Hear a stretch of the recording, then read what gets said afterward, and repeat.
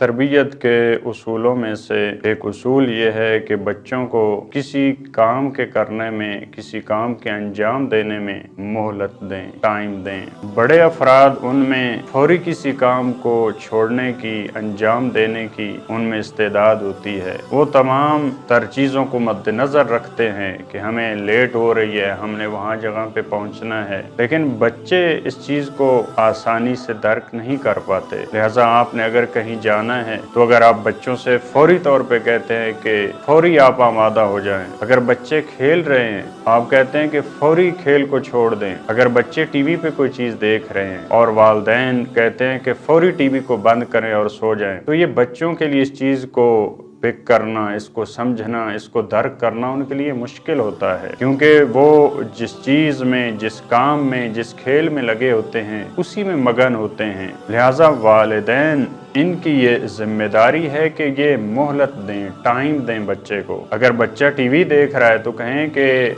आधे घंटे बाद आपको टीवी बंद कर देना चाहिए। अगर बच्चा खेल रहा है तो वालिदैन कहें 10 मिनट तक आपको और टाइम दिया जाता है, इसके अंदर आपने अपने सारे खिलौनों को समेटना है और आपने इसके बाद सोना है या कोई भी काम करना है। अगर कहीं दावत पे जाना है तो वहाँ भी इसी तरह से है, आप बच्चे को टाइम दें। मिसाल के तौर पे हमने 5 बजे जाना है, आप 5 बजे तक रेडी हो जाएं। ये जो फौरी तौर पे बच्चे को अम्र करने का, हुक्म करने का जो काम है, ये बच्चे को परेशान करता है, उसको मुस्तरब करता है, बच्चे में टेंशन ईजाद होती है, बाज़ दफ़ा बच्चा इससे ज़िद्दी हो जाता है। लिहाजा हमें जब भी बच्चे से कोई काम करवाना है तो तरबियती उसूल यही हमें कहता है कि बच्चे को हम टाइम दें, मोहलत दें, ताकि वो काम को अच्छे अंदाज में अंजाम दे सकें।